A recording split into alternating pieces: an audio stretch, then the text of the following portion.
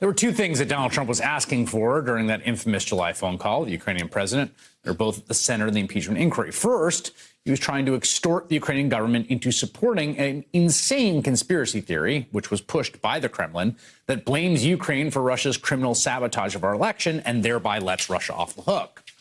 The other thing Trump was trying to do was to force the Ukrainian government to manufacture dirt on Joe Biden and his son. That effort is why Trump is now facing an impeachment inquiry in the House, why it is very likely that the Republican-led Senate will soon be forced to put the president on trial. But instead of a real trial, Senate Republicans appear eager to use that forum to just do the things that Trump was trying to force the Ukrainians to do. Listen to Senator John Kennedy, who definitely knows better. Senator Kennedy, who do you believe was responsible for hacking the DNC and Clinton campaign computers, their emails? Was it Russia or Ukraine? I don't know, nor do you, nor do any of us. The entire intelligence community says it was Russia. Right, but it could also be Ukraine. I mean, you know, maybe we faked the moon landing. Maybe 9/11 was an inside job. I mean, really, who knows? Who's to say what knowledge or truth is? No, Senator, it wasn't Ukraine or China or somebody sitting on their bed that weighs 400 pounds, the president once claimed. It was Russia. Period. Full stop. Senator Lindsey Graham is going even further and is now trying to spearhead his own investigation into Joe Biden and his son. You know, this Joe Biden. If you can't admire Joe Biden as a person, then it's probably you got a problem. He's the nicest person I think I've ever met in politics. Is that right? He is as good a man as God ever created. Remember, there's no evidence that Joe Biden did anything wrong whatsoever in Ukraine. Quite the opposite. And yet Graham is now trying to help bring down his old friend, the man he so admires, simply to serve the interests of Donald Trump. I'm joined now by the Democratic Senator from Connecticut, Richard Blumenthal, who, of course, has served with Senator Graham for many years, right? I've served with him. I've traveled with him. I've worked with him. I think you would consider yourself really close to the man, right? I mean, well, closeness in politics is all relative. And frankly, I really regret that he has launched on this course. I think he'll regret it, too, because not only is it completely spurious, he knows it's been debunked. It also, in fact, relying on this insane, as you have correctly called it, conspiracy theory involving Ukrainians, endangers our national security.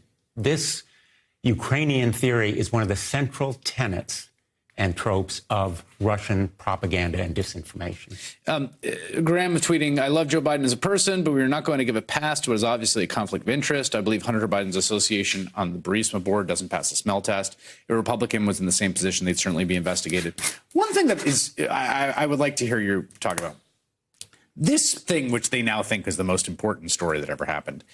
Am I wrong? Republicans controlled both houses of Congress when it actually happened. They controlled both houses of Congress back when the board, he was appointed to the board back when Biden called for the corrupt prosecutor to be fired. Did Republicans do anything about it then? They did nothing about it. And in fact, that is a very, very important point. When they controlled both houses of Congress. For years. They did nothing for all of those years. And in fact, during those years, they said Russia infiltrated in our elections. They interfered in our democracy. We need to make them pay a price. All of their past statements contradict this insane conspiracy theory involving Ukraine. Were you? I have to say, I was surprised. Senator Kennedy is an extremely sharp guy. That's evident if you've ever heard him sort of talk at length.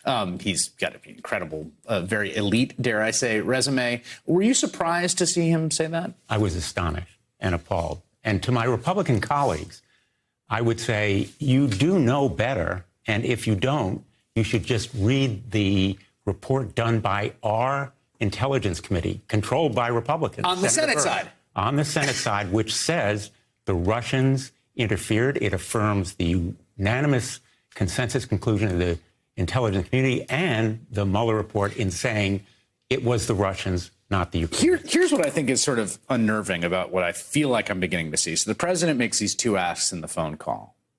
One is this, 9/11 truther level insanity about the server. And the other is go get dirt on the Bidens. Republicans in the Senate had the option to say, he shouldn't have done those things and those are bad, but we don't think you should impeach him for it. But instead, it seems like some of them are embracing not just that they were bad but not impeachable, but affirmatively good. And both of those avenues must be pursued by the Republican-controlled Senate. It's clearly an effort to distract at the very best, most charitable interpretation. But it also clearly endangers our national security to say it was the Ukrainians, not the Russians, because the Russians are at it again. They are attacking us right now, and we need to call them out, not let them off the hook, as this kind of fictional narrative would have us do as a nation. And that's whom we should be investigating.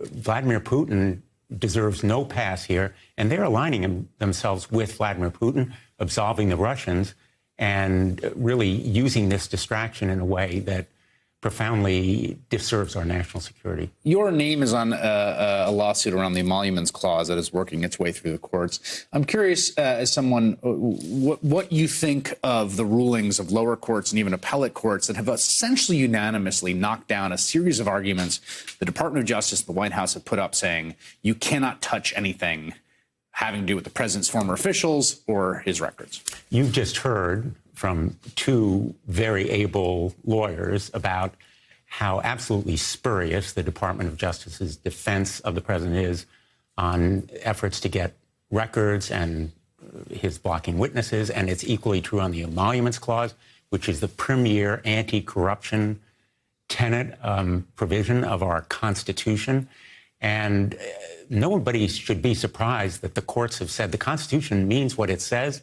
The president cannot receive benefits and payments without the consent of Congress.